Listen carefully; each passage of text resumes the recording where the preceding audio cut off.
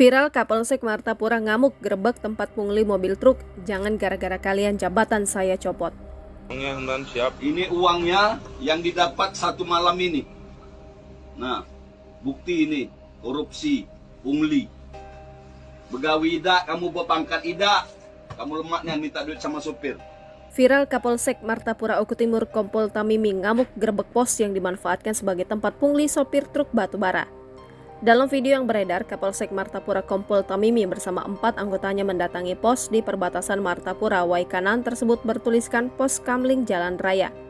Terlihat Tamimi dan anggotanya mengumpulkan sejumlah uang yang merupakan hasil pungli dari sopir-sopir truk yang melintas. Tamimi pun mencatat nama-nama pelaku yang melakukan pungli terhadap sopir-sopir batubara yang sering melintas di jalan perbatasan tersebut. Tamimi mengaku geram sebab sopir-sopir mengeluhkan hal ini bahkan sampai ke telinga Kapolda Sumsel. Jangan gara-gara kalian jabatan saya copot, ungkapnya.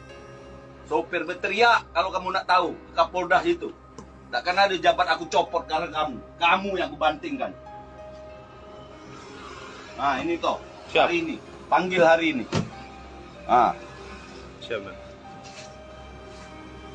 Penggerebekan tersebut berawal adanya pengaduan masyarakat langsung ke Polda Sumsel.